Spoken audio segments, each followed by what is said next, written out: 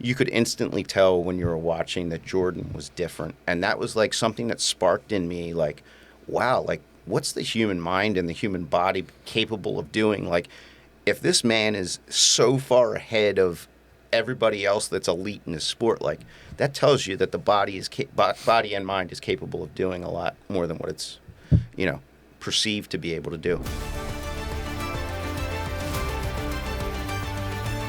All right, we're back.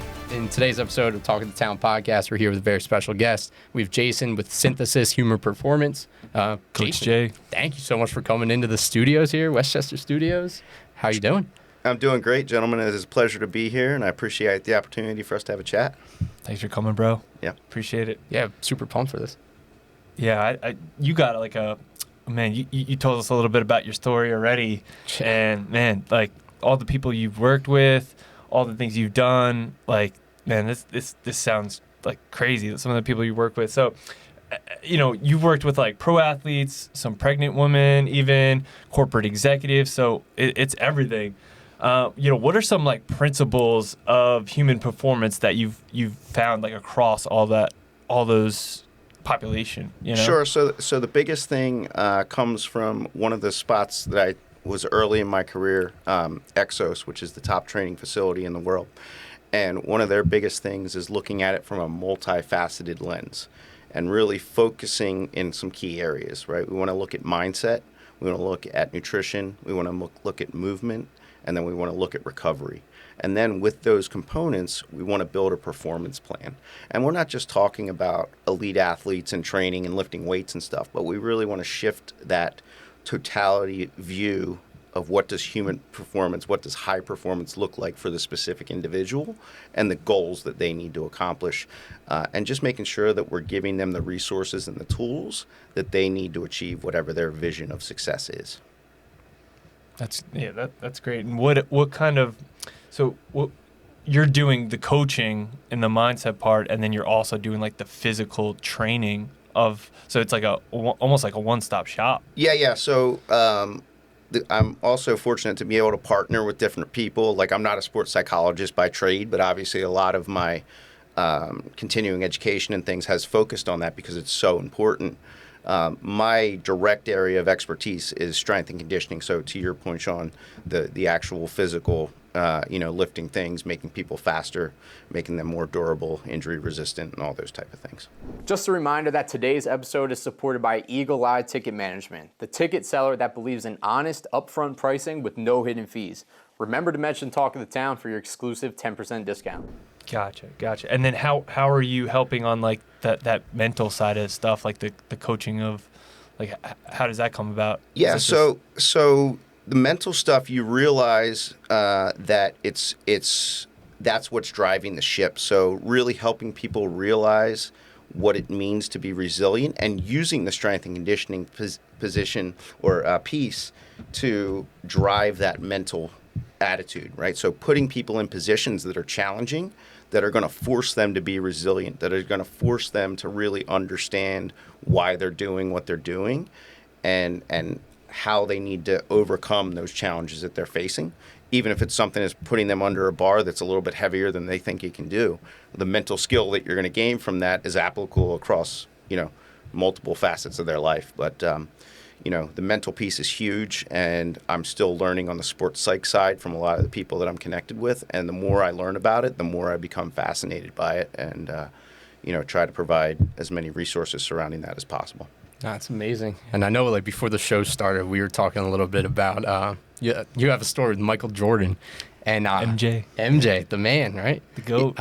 I think that's worth bringing up now. Like, I'd love to hear more about that story you were telling us. Yeah, so Michael Jordan, from a very early age in my life, I vividly remember I was about 9 or 10 years old, and I just started watching the Bulls at that time, and it was like, you could instantly tell when you were watching that Jordan was different. And that was like something that sparked in me, like, wow, like, what's the human mind and the human body capable of doing? Like, if this man is so far ahead of everybody else that's elite in his sport, like, that tells you that the body and mind is capable of doing a lot more than what it's, perceived to be able to do.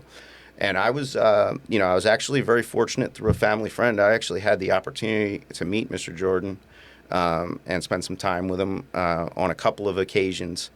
And, he is truly the picture of what I embody as being human performance, And one of the things that I learned from him is like the greatest expectations that you should have on yourself are the ones that you place on yourself. And so just really understanding what it means to be competitive with yourself and judge yourself based on your own accomplishments and your own goals versus, looking outward and comparing yourself to others. Sure. And I mean, Michael Jordan, miles ahead of everybody else mentally in the game, right? What are like some of the things that you've learned that helped him separate himself compared to everybody else who may be a great player, but that mental aspect? I think the biggest thing, that if you watch Jordan enough, like he refused to lose. Like there's a mentality where there's only one outcome and that's the outcome that's going to happen. And if it doesn't happen, I'm going to do everything humanly possible to make sure that the next time I have that opportunity, it's going to go the way that I want it to go. So it's that resilience. It's that, complete and utter confidence in yourself that you have control of what you can make happen. Yeah, I feel like Brady's the only one that I can like relate to or like compare to. Definitely. To like the Jordan, at least like just talking about like the mentality of like, just get on my back and there's only win, Well, again, there's only a certain level of people that have all the puzzle pieces come together to achieve that level of eliteness. And I would totally agree that Brady is absolutely one of those people. Yeah, they're super special. Yeah. What brought you? Are you from like the Westchester area? Like, how'd you get associated with Westchester? Yeah, so I was born in the Concordville area.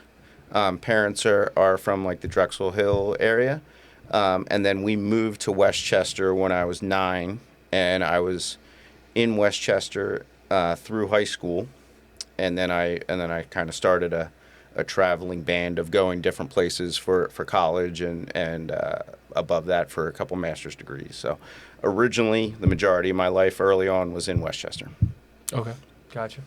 And is your business primarily in the Westchester area? Yeah, so I do a couple things. A lot of my coaching services are done online. I have clients both nationally and internationally. A lot of my services are done remotely through Google Meet, Zoom, things like that, video conferencing. And that all started through because of the pandemic, that kind of created a chaos for, the gym training scenario for many years. And, I had a couple clients that looked at me and said, well, what do we do now? And this was like 2 days after everything shut down. I was like, I've heard something about this Zoom thing. I guess we can try that. And then I was able to get connected with a woman by the name of Carly Lloyd.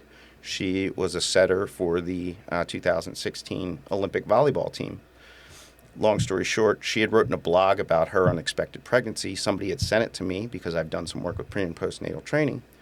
I sent her a message, just blind through my Instagram account, and I said, hey, I'd love to hear, a little bit more. Your blog was phenomenally written. I'd just love to hear more about your story if you have 15 minutes.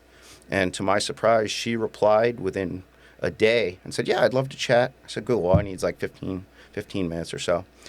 And that conversation turned into a 2-hour conversation. Oh, wow. And then at the end of that conversation, she says to me, well, will you train me through the rest of my pregnancy? And that was not my intention. And I said, yeah. And so, I had the privilege of training her fully remotely. She was in California and I was in Pennsylvania. And I guess she was pleased with my services because she put a blog out about me. And once she put that blog out, that kind of caught fire from a remote perspective at the time. I had the opportunity to work with people in France and Italy and, all these different places. But to answer your question, the services were primarily remote. And now from an in-person perspective, I partner with, local facilities. I do a lot with youth athletes right now. The current facility that I do most of my work out of is Align Fitness in Chatsford. But I try to keep myself open to, opportunities to present and coach in any facility that, has an opportunity. Yeah, or online. I Yeah, mean, online too. Yeah, changed that's the game. still- That's crazy. Online, is definitely changing as people are getting used to being in person more, but it's still a great opportunity. If they've got the good setup for doing it, it's a great opportunity that provides flexibility both for me as the coach and then also them as the client. What were you thinking when you DM'd her and she responded so quickly? Were you like, oh my gosh, I can't believe this? I was literally, I was blown away. To say the least, I was absolutely blown away. And I didn't know anything. I knew nothing about volleyball at the time. Zero. I knew nothing. I knew Carly was a very nice person. I had no idea that she had accomplished what she had. Like in that initial conversation, I had done I knew that she was a bronze medalist, but I didn't realize the clout that she had in the sport. And I'm very thankful because through that opportunity, I now have a new favorite sport, and I absolutely, I really love women's volleyball now. I had the opportunity to be at one of her matches in Italy, and she played at the highest level in Italy. And it's very similar to like a soccer match in Spanish countries, to where there's tons of energy, everybody's hooting and hollering, and it was just a really cool dynamic, and the sport is super intense. So thanks to her, not only have I expanded my reach, but I've got a new sport that I'm absolutely love to be involved in. Yeah, that's amazing. That is really amazing. And it's crazy what one DM can kind of like almost change your life. Yeah, and then one other kind of offshoot that came from that. There was a woman who, going into the Tokyo Olympic qualifiers, her name was Lindsay Flatch, and she had run the Olympic trial qualifier for heptathlon. Well, she was 18 weeks pregnant when she did so. And she got a lot of media coverage for it because they found out she was pregnant. She was running heptathlon. Well, there's a lot of running, jumping, throwing things in heptathlon. Well, every single person had told her, you shouldn't do this. And I had the opportunity. I reached out to her just basically to tell her, hey, excuse my language, but you're a badass. And, that's pretty cool that you're setting that example for moms that, you're way more durable than what society wants you to believe. So I reached out to her, just a quick another DM, and she responded back to me. And I ended up training her through the second half of her pregnancy, and her return back to, what she's doing now. She's doing a lot of track coaching and things like that now. So to your point, it's just cool how one instance in time just spreads and has the opportunity to connect you with so many cool people. Yeah, it's such a small world now too. Yeah, you can connect with people in other countries and all across the country, just instant like that. Yeah, there's a lot of really negative things that came from the pandemic, but if you were poised to be in a good position, there was a lot of opportunity there, and I'm very fortunate that the opportunities that were able to fall my way and the people I was able to connect with because of it. Yeah. I'm sure you were doing the right stuff if you were able to get all these connections and it all worked out. It says a lot about you too, and what you were able to give them. Yeah, I just try to, whether I'm dealing with a mom, or I'm dealing with an elite athlete, or I'm dealing with somebody that's just on a mission and wants to get after it. My mentality is, how can I be a resource for you? And I try to make whatever that resource is unique to that individual. I don't tell them you must do X, Y, Z. I say, okay, what are we trying to accomplish? And then how can I take everything at my disposal to put you in the best position to do what you need to do? Sure. And you mentioned, moms. You also mentioned, top performing athletes. Kind of what does your approach look like? Like, what is the similarities? What are the differences in the approaches? That's a great question. So, and this is something I'm very passionate about. Let's talk about moms and athletes for a second, because this is something that's really important to me.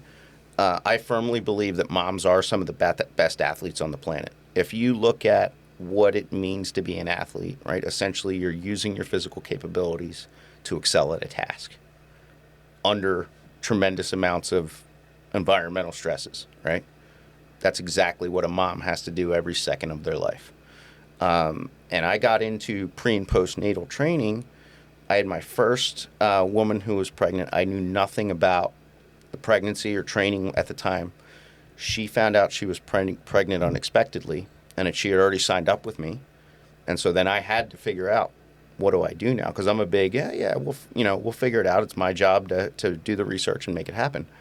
And as I was doing that research, I realized that there was such a gap in what was available for pregnant women to be able to excel as they're, going through their pregnancy. And honestly, I take the approach that they are athletes, and I train them very similarly throughout their pregnancy as I would an athlete. The performance principles don't change that much, right? It's just the application of those principles to the specific situation that mom has to overcome, that grandma has to overcome. But if you understand the biomechanics of the body, you understand the anatomy, and you understand how to drive the body to perform and do what it needs to do, the principles don't change very much. It's just how do you specifically apply them. Yeah.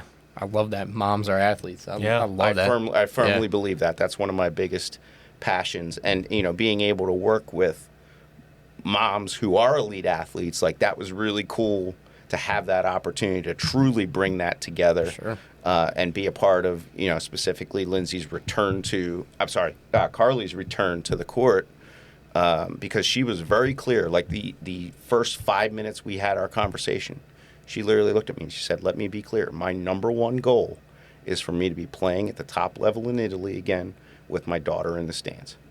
That's awesome. That was it. And I have a picture on my Instagram. I was literally able to be in Italy with her daughter sitting in the stands right next to me. And that was a big moment for me because I knew how important that was for her. That's awesome. That's an incredible moment. Yeah. To be able to achieve that goal and get back there too. Like she had the vision. Yeah. So and then, it just came true. My biggest thing is I want to be the coach for anybody who is on a mission, right? Doesn't mean they have to be 100% clear on their mission, and I can help provide clarity around that. But if you're on a mission to do something, I'm there for you. I'm in it. So The results speak for themselves. sure. Yeah. I just have one more question about that moment you just painted the picture of. Like, tell me how you felt. Like, what were your thoughts in that moment when you're sitting there, watching her? I honestly cried because it was such a heavy. I knew how hard Carly had worked. I knew how important it was for her. I knew the example that she wanted to set for athletes who also wanted to be moms, and I knew the pressure that she felt to be that example. And I was just so thankful that I had the opportunity and the means to share a moment like that with her and her family. Yeah, that's amazing. And how long after her pregnancy did she get to that point? Like, what was the time frame there? So she had some ramp ups. There's a couple smaller leagues in the States that she was able to, kind of get her feet wet. But it was a little bit over a year. And she'll tell, if she were here telling the story, it wasn't all sunshine and rainbows. Like there was a lot of things that she had to overcome and understand how her body was responding in ways that she had never felt before. Like she'd be on the court and, because she was still breastfeeding her daughter and things like that, like she wasn't prepared for what some of those energy demands were. And, she would have to make, real-time changes, something as simple as like having a protein shake on the sideline because she would feel her energy dropping. So, the adaptability that she demonstrated in going through this brand new experience for herself, and having the expectation of still performing at this, elite level that everybody was constantly comparing her to. Like, I can't tell you how many times the announcers would be like, Carly Lloyd coming back from her pregnancy, is she going to be at the level she was before? So, that public managing her own personal challenges with everything that surrounds motherhood and pregnancy, but then the public expectation was something very interesting to me. And she handled it like an absolute warrior. I mean, it was impressive. Sure. Yeah, that's amazing. I mean, I'm not even a big volleyball guy or anything, but that's like a household name these days. At least, So, she's in it every year. I feel like. Yeah. So guys, I'm not affiliated with this league or not, but it's a really cool thing that she's a part of. She's a player ambassador for a new league that's called League One Volleyball, And basically what League One did is they went around and they got as many of the best international and domestic volleyball players in women's volleyball that they possibly could. And now they're all able to come and play here on American soil. And they just started in January. Cool. What an easy way to get, to fall in love with volleyball, because it is really good volleyball and it's super intense, and it's an opportunity to see some of the best in the world here in America. That's amazing. Yeah, that's really cool. Yeah. Those matches are fun too. Like those ones in the Olympics They were get like, heated. They're very intense. They're fun, man. It makes you fall in love with it. Exactly, precisely. What's your framework if you have like in assessing like a new client, and like what performance limits they have and where they can go? Like, Sure. how do you take that in? So my number one thing as I'm doing an initial consultation, number one, I want to understand what's your injury background, what's your medical background. Need to understand how those things are going to affect what that person's current capabilities are. So in order to do that, I use what's called a functional movement screen, along with some of the other methods of just kind of understanding how does this person move right now, and how they're moving right now compare to what they need to be able to do to accomplish whatever they need to accomplish. So I always try to get that kind of medical and movement baseline first. Then I want to understand a little bit about what has been their coaching experiences in the past. What have they found to be most helpful to them? What have they not liked? What type of coach works best for them? How do they learn best? What's their communication style? So I want to kind of gather some information in that initial consultation related to those things. I like that a lot. Like, Yeah. I feel like as like someone that plays sports, that's so huge. Like, that is just so important because everyone's so different. Like, Yeah, and so learns so differently. One of the things why I think I've been able to resonate, with athletes at the highest level is a lot of them are so used to the coach coming to them and saying, this is what you're going to do. You're going to do it because I said you're going to do it, and you're going to get it done, and that's that. I tend to take a little bit of different approach, especially with the pros, somebody like Carly, somebody like Lindsay, who's been within their competitive career for a long time.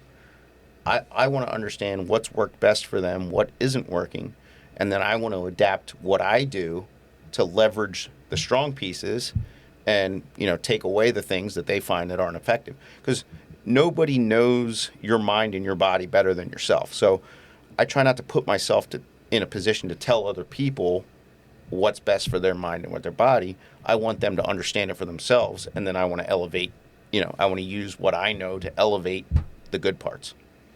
Yeah, I think that's what the best coaches do. I think so. Yeah. I think that makes a lot of sense, and I'm sure that's why you've been so successful in doing that. That's awesome. Sure. Yeah. No, I fully agree. So your father's advice, you had told me, it was to find the best and surround yourself with them, and that's kind of helped, I guess, shaped your career. Sure. How do you pass that mentality down onto your clients?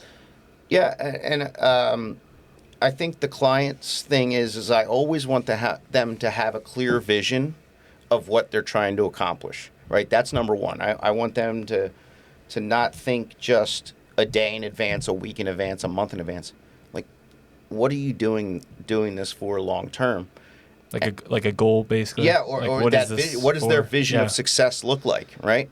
And then to your point, using my dad's advice, I say, okay, if that's your vision, who's who can you look to that is at the level that you want to be at or above? And what are they doing? And if there's more than one person, the most important thing is, what are the common things that the people that are at the highest level doing? There's always outliers. There might be these, weird things that certain people are doing that have allowed them to succeed. I think for most people, it's more important to look at multiple different people and then say, what are the commonalities between these people who have succeeded at what I'm trying to accomplish? And it's interesting with the young kids, I've learned, it's been an interesting journey for me, understanding what it means to be relatable. Because as you get, I'm an older person now, I'm getting older as we all are, but my youngest right now is 10, right? I have a 10-year-old figure skater. Well, part of my job is to make sure that I can speak to that athlete in relatable terms and in context that they can understand. That's not going to be the same as somebody who's been playing at the pro level for 10 years. So that's been a really cool, interesting challenge and dynamic, is how do you read the room and how do you be relatable to whoever's in front of you? Yeah, that is tough. I did like that the approach you said of, finding a couple people and finding the commonalities, because you often hear just like, what is this person doing? Like one person, but I loved how you tie in the multiple people and finding what's common. Makes sense. I think it's really, really important. And throughout my journey, one of my greatest influences was I had the opportunity to be at Exos, like I talked about. That's top training facility in my opinion. And I got pretty close with the owner, Mr. Mark Verstegen. Highly successful at business, specifically within the training realm. But then at another step, I had the opportunity to work with Mr. Jack Welch, former CEO of General Electric. And, as I'm taking those steps, I'm doing the same things that I'm asking the kids to do, and I continue to do that. I look back and I go, okay, like all these were different sectors and whatnot, but what is the underlying pieces that are the same? And a lot of it is, you've got to be a good, concise communicator. You've got to be willing to fail, and you've got to fail forward. And you've got to have the confidence in yourself and your vision for what you're trying to accomplish. And you've got to be relentless about it. I mean, if I look at the entire list of people that I've worked with, every single one of them, those are the commonalities. Like, there's a level of, I will not lose, but when I fail, I'm going to fail forward. I'm going to learn from it, and I'm super determined that I'm going to accomplish what my vision is, and I'm going to be relentless in getting there. Yeah. I feel like you almost have to, like, people that are always scared to fail. I feel like that's just like one of the steps, though. Yeah. Yeah, and we go back to MJ, like that was one of his biggest things. Like, you have to embrace failure as part of the process. In order to succeed, you have to experience failure because you have to learn from it. Sure. No, it makes sense. It makes sense. Yeah, and then especially, I guess, like when you're an athlete or even, everyday person, you often get in like plateaus, right? Plateaus are super common. It's easy to view that as a failure in the moment. I guess like what I'm kind of curious is if you could talk to us about a client in particular that comes to your mind where, they were going through a plateau and how you helped them overcome that. Yeah, and again, it's reading the room, and I don't know that there's like a specific, general term that you can say. But, I think, I'll use Carly just to keep a common thread going here. There were days where, she had tough days. And the biggest thing that I did for her, again, I didn't mandate things. I would give options. And one of the biggest quotes that I use with all my athletes, especially the pros, I'll make suggestions, you make decisions. So what I would try to do is I would try to simplify what we needed to accomplish. And I would say, okay, what's the minimal effective dose that I can give you in this time that you're in right now? You haven't slept well, the baby's, doing whatever, and you're in a high stress state, but you still need to get your training in. So I look at it and go, okay, I have to simplify what I'm going to ask her to do. What's the minimal effective dose that I can give you in order to allow you to make progress toward what you're trying to accomplish? So I think minimalism, to answer your question, like that's always found to be beneficial. Like if somebody is facing something where they're leveling out and they're feeling like they're not making progress, it's like, okay, let's simplify this. Let's take it down to the minimum. What's the next step that we can give you that's going to require the least amount of effort but give you the biggest bang for your buck? Because the number one way you can get built in, get trust, is to get results. So ultimately the job is, regardless of what the short-term obstacle is, I've got to figure out, how do I get a result, right? And I don't define the result, the client defines the result. So it's my job to say, whatever you're facing right now, I still need to figure out a way that we're taking steps to get that outcome. Wow. Yeah. It makes sense. Everyone has like their own what is the goal, or like what's success, right? Like it's different for everybody. So like it's hard to like it's hard to even know what they're thinking and if they're accomplished or not. Yeah, so I mean, and this was very early on in my career. The concept of like know your why and start with why, and let that be, your guiding thing, your guiding principle as you're going through challenges. Like keep that why focused and in the forefront of your brain, so that when you do get to those plateaus, it can serve as a little bit of a kick to, okay, I need to reset and I need to understand this is why I'm doing it. And I feel like that was big for me too. Like once I kind of understood my why of like why am I doing that, like mortgages and stuff, then I realized like no matter what, I can always go back to that principle of like why am I doing all this stuff? Oh, okay, I know the reason why, and it just helps you like stay focused and because to get to that goal, it's not just going to happen immediately. Like it's years out or decades out. Like it's the little steps every single day. To go back to that is huge. Yeah, the process of reverse engineering can be pretty helpful, right? So if you look at like what your current pie in the sky dream is, right? And then you just kind of take a step backwards and you think about, okay, well, I'm here now and I know I want to get to here. How do I bridge that gap, and what steps can bring that bridge together? Like I said, reverse engineering can be very helpful. Yeah, to look at that. I got another question for you. Sure. So if I was, for like all the young coaches out there, like do you have any advice as they're getting started in like performance and like how to even like get started, or should you just start DMing people? Yeah. Well, yeah, that seems like it probably works. So too. again, one of the biggest things that I learned from my experience from Carly is don't be afraid to ask, right? Reiterating what we said earlier, like if you find the person or people or group that you're like, those people are doing what I want to be doing, just find a way to connect with them. And again, take the simplest approach to doing that first. The biggest thing from a coaching is understanding the foundational science. Understand the foundational science. When a lot of the current students are in school, they're looking at, I've got to pass this class, and they're losing the big picture of, if you have a deep understanding of what this is, you're going to be way more effective. I look at coaching on the physical aspects like an auto mechanic, right? Like you wouldn't take your car to a mechanic who simply has their driver's license and are 16. Just because they can drive a car doesn't mean that they can fix a car. So my biggest thing for the young coaches is, understand the science, but then also understand the person behind the client or the athlete. Like truly understand some of the human aspects, the psychological aspects, because as we talked about at the beginning, like that's super important.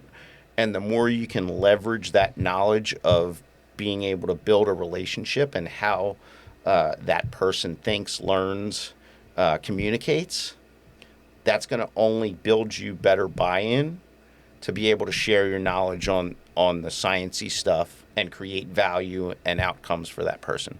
So the science is super important. Psychologically, it's super important to understand, and thinking about the big picture person that's in front of you.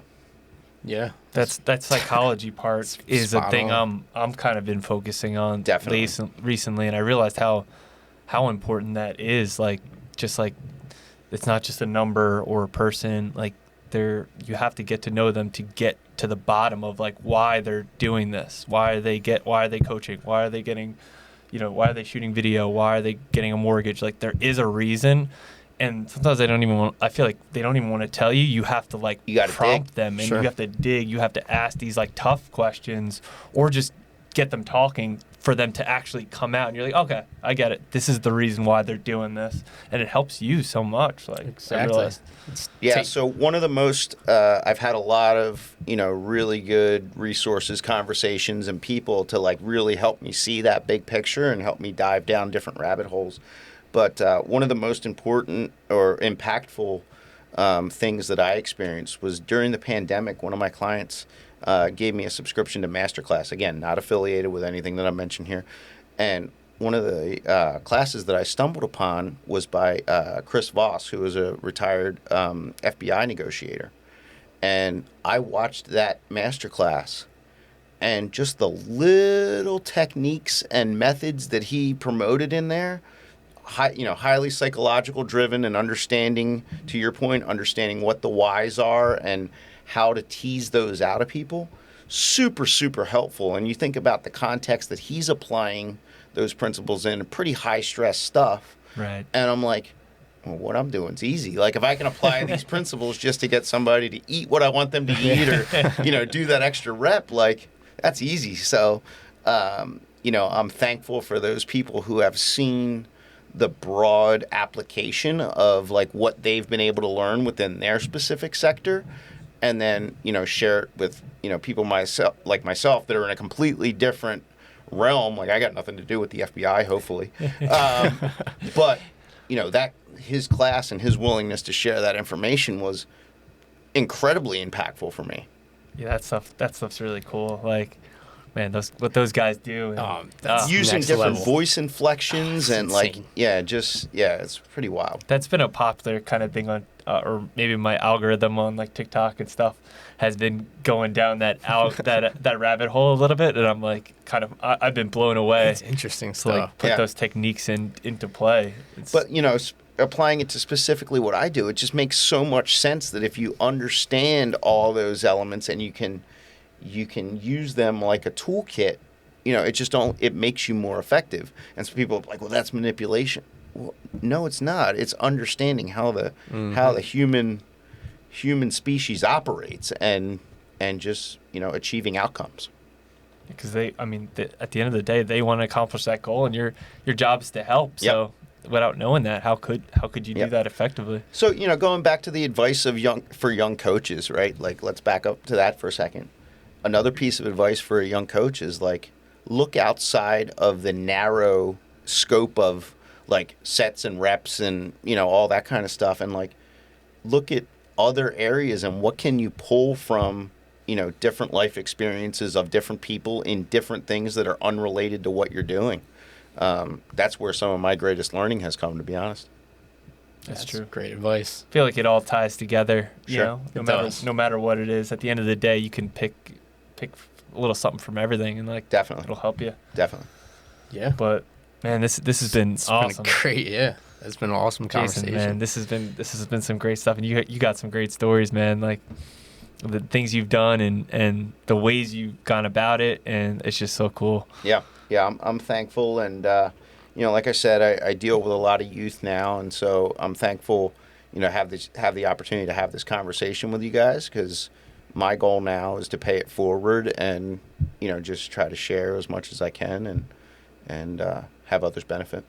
Absolutely. Yeah. Those young kids need it, man. Like do. the younger the better too. I feel like. Sure. Like, man, if I wish I had a coach like Jason when I was younger, that'd be amazing. Absolutely could use it. Yeah. Even now, but always can use a coach, Yeah. Yeah. No, everyone needs a coach for sure. I agree. But thanks for coming on, man. Appreciate it. My pleasure. And if we want to reach out, or like someone wanted to reach out to you, what's the best way of going about that? Yeah, I think initially just reaching out to me on Instagram at Coach Jason D. Just fire me a DM. I check them pretty regularly. And then if it's something that wants to expand into a deeper conversation, then obviously we can connect and give you phone numbers and things like that. But I think initially a reach out on Instagram at Coach Jason D would be great. All right, sweet. Awesome. So if you guys are interested in speaking with Jason or getting some performance training, reach out to him on Instagram at Jason D. At Coach Jason D. At Coach Jason D. And send him a DM. And man, this guy's awesome. He'll help you out for sure. Definitely. Great. All right, Thank you sweet. so much again for coming on. Thanks for coming on, Thanks bro. for the opportunity, gentlemen. Of course. Sweet.